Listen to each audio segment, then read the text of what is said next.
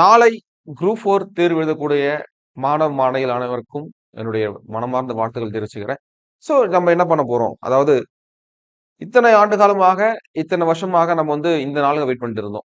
கடுமையாக படித்துக் கொண்டு, எந்நேரமும் தேர்வினுடைய நோக்கமாக கொண்டு நம்ம நிறைய விஷயங்கள் பண்ணியிருந்தோம். ஆ இந்த நாள் வெரி வெரி இம்பார்ட்டன்ட். இதுல நீங்க சில தவறுகளை மட்டும் செஞ்சிடாதீங்க. சரியா? என்ன மாதிரி விஷயங்கள் கொஞ்சம் செய்யக்கூடாது என்பதை நான் ஃபர்ஸ்ட் சொல்லிடுறேன். First very very important. நீங்க ஃபாலோ பண்ணக்கூடிய ஒரே விஷயம் என்ன அப்படின்னா, டைம் மேனேஜ்மெண்ட். டைம் மேனேஜ்மெண்ட் எப்படி நீங்க ஃபாலோ பண்ணணும்? ஒரே விஷயம் சொல்றேன், ஞாபகம் வச்சுங்க. கண்டிப்பா நீங்க ஒரு நார்மல் வாட்ச் கட்டிட்டு போங்க. ஏன்னா ஒவ்வொரு 1/2 மணி நேரம் நீங்க டைம் வாட்ச் பண்ணுங்க. ஏன்னா ஒரு தேர்வுல அந்த ஒரு ஒரு 1/2 அன் ஹவர் நீங்க டைம் செக் பண்ணும்போது, நம்ம எந்த நிலையில இருக்கிறோம்? இன்னும் எவ்வளவு கொஸ்டின்ஸ் பெண்டிங் இருக்கு? இன்னும் எவ்வளோ ஒவ்வொரு 1/2 மணி நேரம் செக் பண்ணும்போது, எவ்வளவு வினாக்கள் நம்ம கடந்து வந்திருக்கோம்? இன்னும் நமக்கு இன்னும் எவ்வளவு விஷயங்கள் இருக்குன்றத தெரிஞ்சிரும். அப்போ அந்த டைம் மேனேஜ்மென்ட் அந்த 3 மணி நேரம் அழகாக நம்ம கரெக்ட்டா முடிச்சுட்டோம். எந்த ஒரு ஸ்ட்ரகிள் இல்லாம, எந்த ஒரு குழப்பம் இல்லாம பண்ணணும் அப்படின்னா, time management very very important. சரியா? நெக்ஸ்ட் என்ன? நல்ல ஒரு ஃப்ரீ மைண்டோட இருங்க. எந்த ஒரு பதட்டமும் படாம, நம்ம நல்லா படிச்சிருக்கோம் என்ற எண்ணத்துல நீங்க இருந்தீங்க அப்படின்னா நல்லதா இருக்கும். அது மட்டும் இல்லாம, புதுசா எதுவுமே இப்ப பார்க்காதீங்க. இப்ப பார்த்தீங்க அப்படி வச்சுக்க என்ன ஆகும்? ஐய்யய்யோ! இது நம்போ முக்கியமான சாப்டரே நம்ம பார்க்காம விட்டுட்டோமே! ஐயோ! இந்த கொஸ்டின்ஸ் வந்துச்சுன்னா என்ன பண்றது? இது மாரி ஒரு பதட்டம் ஏற்படுறதுக்கு வாய்ப்பு இருக்கு.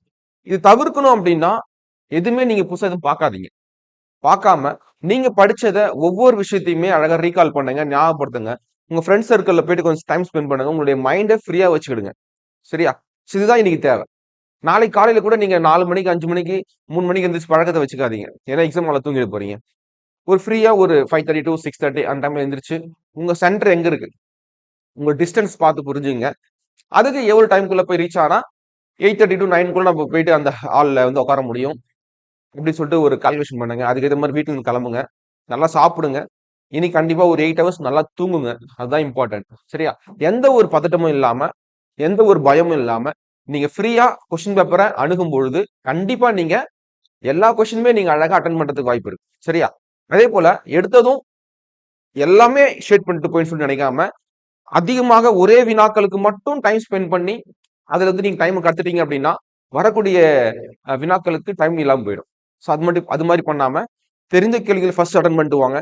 2ண்ட் ரவுண்ட்ல யோசிக்கக்கூடிய வினாக்களுக்கு அட்டெண்ட் பண்ணுங்க. 3வது ரவுண்ட்ல எலிமினேஷன் மெத்தட்ல ஃபாலோ பண்ணி ஆன்சர் க்ளோஸ் பண்ணுங்க. இப்படி பண்ணீங்க அப்படின்னா நல்லபடியா இருக்கும்.